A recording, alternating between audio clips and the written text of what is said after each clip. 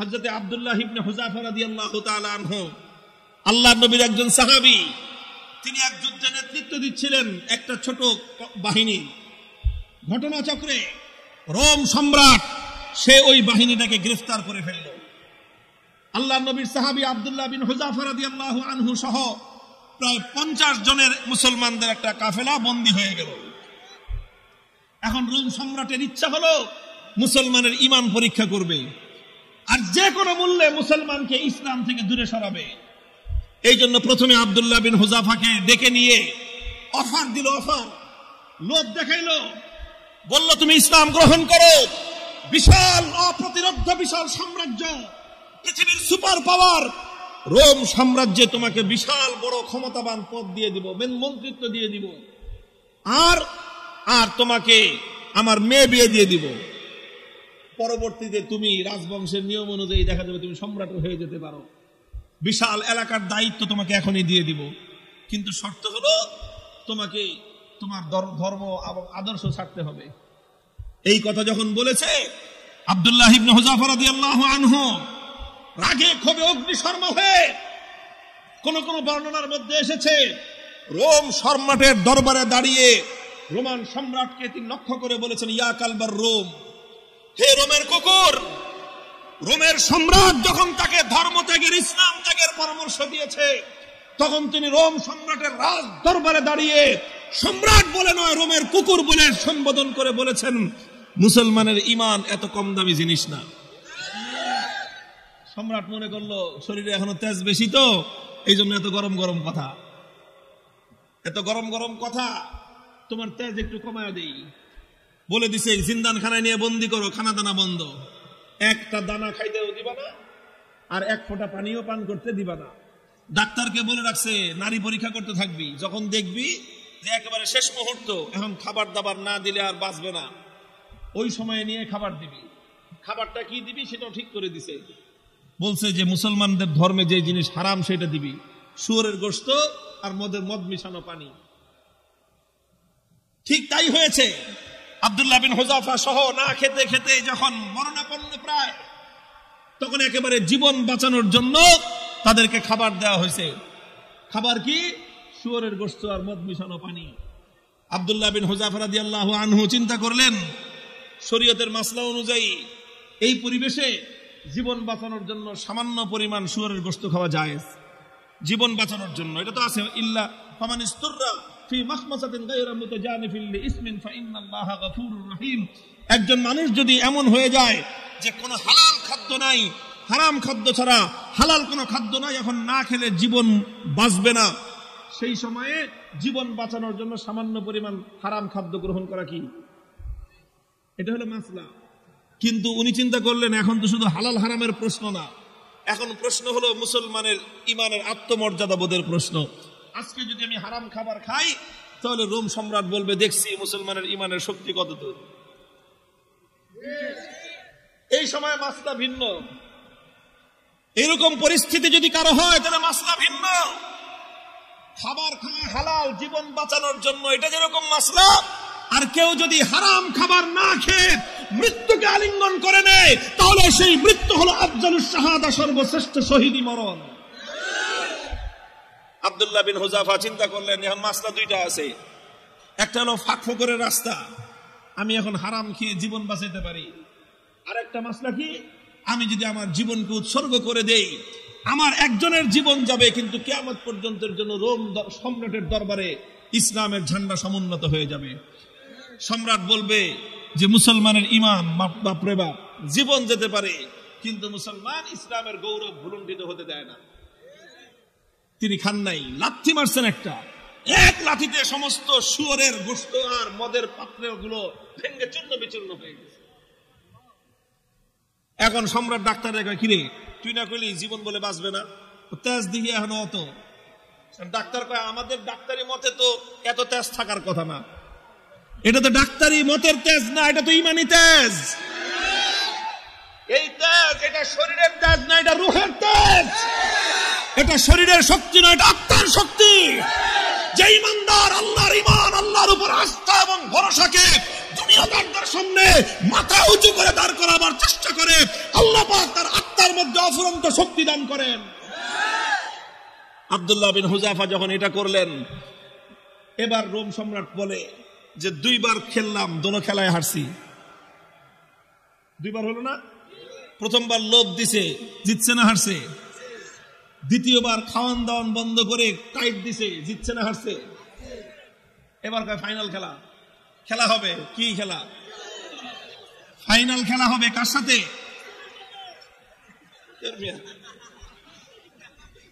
এদের সাথে তো খেলা শেষ করে দিয়ে আসছি তার লাগাই গিয়ে। ওখানে কোনো খেলা নাই, এখানে তো অফার করেছি, আসো, আমাদের দুয়ার সবার জন্য উন্মুক্ত, বন্ধুত্বের হাত প্রসার করে দিয়েছি আমরা। তোমরা ভুল করতে পারো, আমাদের দায়িত্ব হলো তোমাদের ভুল শুধরে দেয়া।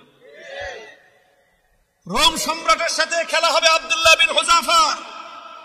একজন হলো সম্রাট, আরেকজন তার একজন বন্দী, তার জিন্দানখানার কয়েদি, আরেকজন সম্রাট। খেলা হচ্ছে ফাইনাল খেলা। রোম সম্রাট বলল, এবার একদম দেখবো চূড়ান্ত যে ইমানের তেজ কোন পর্যন্ত হয়। যতজন বন্দী বিশাল বিশাল ড্যাগের মধ্যে পানি গরম করছে, ফুটন্ত গরম দাউ দাউ লেলিহান শিকার আগুন, সেই আগুনের মধ্যে ড্যাগ বসাইছে, বিশাল বিশাল ড্যাগ, খাজা বাবার ড্যাগের মতো। খাজা বাবার ড্যাগ দেখছেন? বাংলাদেশে আছে হলো শাহজালালের মাজারের ড্যাগ একটা আছে, ওটার মধ্যে বালতি নিয়ে নামে একজন সঙ্গ লাগায়া খিচুড়ি উঠাইতে, দেখেন নাই? এরকম বিশাল ড্যাগ, একটা মানুষ যেন আপাত মস্তক সেই ড্যাগের মধ্যে ডুবে যেতে পারে, এত বড় বড় ড্যাগ বানাইছে। ড্যাগ বানায় তারপরে লাকড়ি দিয়ে লেলিহান শিকার আগুন জ্বালাইছে, সে আগুন জ্বালায় তারপরে এই তো পানি দিয়ে ভরে দিছে। পানি যখন টকবক টকবক করতেছে, এবার আব্দুল্লাহ বিন হুযাফা সহ তার সমস্ত বন্দীদেরকে ডেকে আনছে। ডেকে এনে বলছে, আব্দুল্লাহ বিন হুযাফা, এবার তোমার সাথে কোনটা খেলা? ফাইনাল। তোমাকে সর্বশেষ সুযোগ দিচ্ছি, তুমি 2 বার আমাকে ডিনাই করেছো, আমাকে অপমান করেছো, এবার লাস্ট সুযোগ তোমার জন্য। এই যে দেখো গরম পানি, কথা মানবে আনলে একটা একটা করে এই গরম পানির মধ্যে ছাড়বো, আর পানির মধ্যে ছাড়ার সাথে সাথে দেখবা মৃত্যু কত বিভীষিকাময়। আব্দুল্লাহ বিন হুযাফা নির্বিকার, কোনো কথা বলেন না। সম্রাট বলছে জল্লাদকে, ওর সামনে থেকে তার একজন সঙ্গীকে নিয়ে তার চোখের সামনে গরম পানিতে ছেড়ে দাও। ঠিকই আব্দুল্লাহ বিন হুযাফা রাদিয়াল্লাহু তাআলা আনহু একজন সাথীকে নিয়ে গরম পানির মধ্যে ছেড়ে দেওয়া হলো। মুহূর্তের মধ্যে বিভৎসভাবে তার মৃত্যু হলো, তিনি শাহাদাত বরণ করলেন। চোখে তাকায় দেখলেন কিচ্ছু, কোনো কথা নাই। এবার বলল যে এবার ওরে ধরে নিয়ে যাও। আব্দুল্লাহ বিন হুযাফা রাদিয়াল্লাহু তাআলা আনহুকে এবার ধরে নিয়ে যাওয়া শুরু করলো। বাদশা খেয়াল করতেছে যে মনোভাবটা কি চেঞ্জ হয় কিনা, একটু অন্তত ভয় পায় কিনা। একটু ভয় পাইলেও মনে করবে যে যাক, কোন রকম মর্যাদাটা রক্ষা পাইছে, ফাইনাল খেলা ড্র ঘোষণা করে দেওয়ার একটা ধান্দা খুঁজতেছে। যখন আব্দুল্লাহ বিন হুযাফাকে নিয়ে যাওয়া হচ্ছে, ইতিহাসের কিতাবগুলোর মধ্যে লেখা হয় ওনার চোখ দিয়ে দর দর করে পানি পড়তে আরম্ভ করলো। বাদশা মনে করছে কাম হয়েছে, মনে হয় কাজ হয়েছে, মনে হয় ভয় পাইছে। এবার ডাক দিছে, এই ফিরে আনো, ফিরে আনো। জিজ্ঞাসা করতেছে কি ব্যাপার, ভয় পাইছো? যদি ভয় পেয়ে থাকো সারেন্ডার করো, এখনো তোমার জন্য সে আমার অফার অব্যাহত আছে। তুমি তোমার ধর্ম ছেড়ে আমাদের দলে যোগ দাও, সঙ্গে সঙ্গে আমি তোমাকে রোম সাম্রাজ্যের বিশাল ক্ষমতাবান পদ দিব তোমাকে। আর যদি না মানো তাহলে তোমাকে কিন্তু খালি চোখের পানি দেখে আমি ছাড়বো না, তোমাকে গরম পানির মধ্যে নিক্ষেপ করে নির্মমভাবে তোমাকে হত্যা করব। আব্দুল্লাহ বিন হুযাফা বলেন, কারে তুমি কি মনে করছো? মনে করছো এই মৃত্যু দেখে ভয় পেয়েছি? না না, তোমার এই মৃত্যুর এই বিভীষিকা দেখে আমি ভয় পাই নাই। তাহলে কান্দো কেন? পরে কান্দি, চোখের আমারে পানি, হে রোম সম্রাট, তোমাকে দেখাবার জন্য নয়, আমার চোখের অশ্রু তো দুনিয়ার কোন মানুষকে দেখাবার জন্য নয়। আমি আমার জীবন সায়ান্নে মৃত্যুর মুখোমুখি দাঁড়িয়ে আমার রব্বুল আলামিনকে দেখানোর জন্য 2 ফোঁটা তপ্ত অশ্রুর নাজরানা তার কদমে পেশ করলাম। আল্লাহকে বললাম যে আল্লাহ, তুমি পরীক্ষা করতেছো তোমার বান্দার, যে তোমার বান্দা তোমাকে, তোমার দ্বীনকে, তোমার রাসূলকে, তোমার রাসূলের আদর্শকে কতটা ভালোবাসে, তুমি এটা পরীক্ষা করতেছো। আর এই পরীক্ষা করার জন্য জীবন দিছো মাত্র কয়টা? একটা মাত্র জীবন দিছো। আর ওই একটা জীবন দিয়ে আল্লাহ তোমাকে কিভাবে দেখাবো যে আমি তোমাকে আর তোমার দ্বীনকে কতটা ভালোবাসি?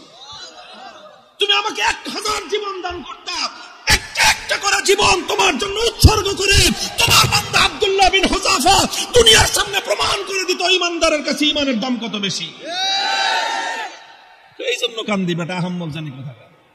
তুই মনে করছিস যে মুসলমান জীবনের মায়ায় কান্দে? আরে মুসলমান তো বিশ্বাস করে যে যতদিন বেঁচে আছি ততদিন কষ্টে আছি, আল্লাহর জন্য জীবন দিব আর জান্নাতে যাব। কি বলেন? সন্দেহ আছে? আল্লাহর জন্য জীবন দেওয়ার মধ্যে আর জান্নাতের মধ্যখানে কোনো দূরত্ব নাই, কোনো দূরত্ব নাই। তুমি জীবন দিবা আল্লাহর জন্য আর জান্নাতে যাবা। তাহলে ভয় কারে দেখাবো মিয়া? আমার কাছে একটা জিনিসে আমার বুঝে আসছে যে বেটা তোমরা যদি বাতিলের উপর থেকে নমনীয় না হতে পারো, আমি হকের উপর থেকে নমনীয়, কোন দুঃখে হব? হযরত ওমরের থিওরি ছিল যে আলাইসা কাতলাহুম ফিন্নার ওয়া কাতলানা ফিল জান্নাহ। হযরত ওমর রাগে ক্ষোভে হুজুর সাল্লাল্লাহু আলাইহি ওয়াসাল্লাম এসে বলতেছে যে হুজুর আচ্ছা কোন তো থিওরিটা এটা কিনা যে বেঈমানরা মরলে জাহান্নামে যাবে, ইমানদাররা মরলে জান্নাতে যাবে, কথা ঠিক আছে না হুজুর? হযরত ওমর যখন এই কথা কয়, হুজুর কয় তোমার কথাটা তো ঠিকই আছে যে ওরা মরলে জাহান্নাম, আমরা মরলে জান্নাত। কয় হুজুর তাহলে আবার 3 নম্বর কথা কি? ফালামা নুতি হাযিহি দানিয়াত ফি দীনিনা। বেঈমান যদি নমনীয় না হতে পারে, মরলে জাহান্নামে যাবে, তাহলে আমি মরলে জান্নাতে যাব, আমি নমনীয় হব কেন?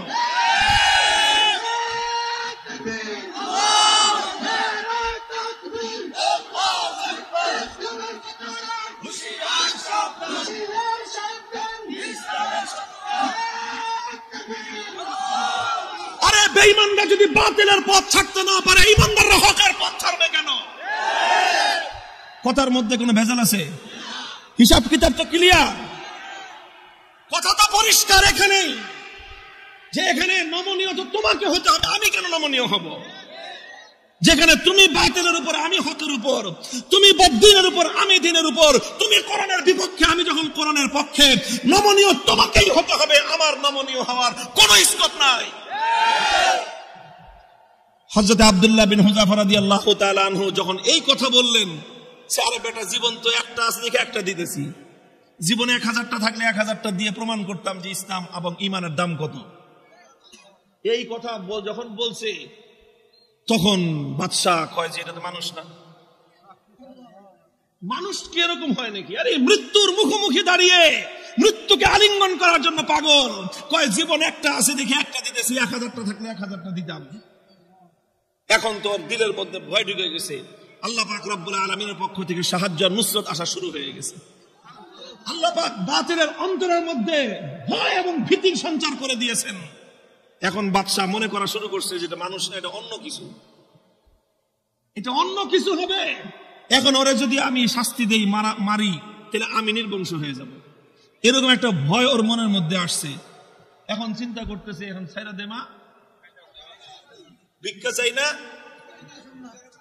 এই অবস্থা হয়েছে। এখন সে রাস্তা খুঁজতেছে যে কেমনে এখন এর থেকে বাইচা আসা যায়। এখন যদি আব্দুল্লাহ বিন হুযাফাকে এমনি মুক্তি দিয়ে দেয়, নিজের মান মর্যাদা যা আছে, প্রেস্টিজ সব বেলুনের মতো ফুটো হয়ে যাবে। এখন বলে যে ঠিক আছে, ঠিক আছে, তোমার কিচ্ছু করা লাগবে না, ঈমান ছাড়া লাগবে না, ইসলাম ছাড়া লাগবে না, কোনো কিছু করা লাগবে না, তুমি শুধু একটা কাজ করো, আমার কপালের মধ্যে একটা চুমা দিয়ে দাও, তোমাকে ছেড়ে দিব। আব্দুল্লাহ বিন হুযাফা বলেন, শুধু আমাকে একা ছাড়বা না, আমার 50 জন সাথী সঙ্গে সবাইকে ছাড়বা। না, খালি 50 জন না, তুমি যদি আরো নাম কর, সব ছেড়ে দিন। তিনি চিন্তা করেন আল্লাহর পক্ষ থেকে নুসরত আসছে, আল্লাহর পক্ষ থেকে সাহায্য এসেছে। আল্লাহ পাক একজন বন্দীর সামনে একটা সম্রাটের মাথা নত করে দিয়েছেন। কুদরত কার হাতে? ফাইনাল খেলায় জিতছে কে? কে জিতছে? হযরতে রাসূলের সাহাবী জিতেছেন, সম্রাট পরাভূত হয়ে গেছে। কথা বলেন ঠিক না বেঠিক? তিনি চিন্তা করলেন যে আমার একটা কাজ, এই কাজের দ্বারা তো ইসলামের গৌরব নষ্ট হবে না, আর সঙ্গী সাথীদের জীবন বেঁচে যাবে। ঠিক আছে, তাও ওনার আত্মমর্যাদা এতটা বেশি যে সরাসরি কাফেরের কপালে চুম্বন দিবেন, আত্মমর্যাদায় বেঁধেছে। কাফেরের কপালে নিজের পাঞ্জাবির আস্তিন রাখছেন, আস্তিন দেখে নিজের পাঞ্জাবির হাতের উপর চুম্বন করেছেন। বাদশা কয় যেমনেই হোক সম্মানটা তো পাচ্ছে আমার, কোন রকম তো পাচ্ছে। আমি খালি বলতে পারলাম যে না না না, আমি হারি নাই, হুযাফার সাথে আমার একটা মিউচুয়াল আন্ডারস্ট্যান্ডিং হয়েছে, সেইভাবে কাম হয়েছে। বাস সব বন্দীদেরকে মুক্তি দিয়ে দিয়েছেন। এই খবর যখন খলিফা ওমর ফারুক রাদিয়াল্লাহু তাআলা আনহুর কাছে গেছে, তিনি সাহাবায়ে কেরাম বড় বড় সাহাবীদেরকে নিয়ে অগ্রসর হয়ে আসছেন। যে আব্দুল্লাহ বিন হুযাফাকে সংবর্ধনা দেওয়ার জন্য, যে আব্দুল্লাহ বিন হুযাফা, তুমি এবং তোমার 50 জন সঙ্গী আজ রোম সম্রাটের দরবারে আল্লাহর দ্বীনের ঝান্ডা যেভাবে সমুন্নত করেছো, আল্লাহর দ্বীনের গৌরব, মুসলিম জাতির মর্যাদা সমুন্নত করেছো, গোটা মুসলিম উম্মার দায়িত্ব আর কর্তব্য হয়েছে এখন তোমাকে সম্মান জানানো। এই জন্য আমি স্বয়ং খলিফা তোমাকে ইস্তেকবালের জন্য সামনে অগ্রসর হয়ে আসছি। মুহতারাম হাজিরিন, উলামায়ে কেরামকে বলি আর আলেমদের সাথে যারা আছেন তাদেরকে বলি, হকের উপর অটল থাকতে হবে। জীবন যাওয়া না যাওয়াটা বড় প্রশ্ন নয়, বড় প্রশ্ন হলো আমার জীবনটা হকের পথে গেল কিনা। জীবনের শেষ মুহূর্ত পর্যন্ত ইসলামকে, আল্লাহর দ্বীনকে বিক্রি করে ব্যক্তিগত স্বার্থ উদ্ধার করা যাবে না। আল্লাহ পাক তৌফিক দান করেন, আমিন বলেন।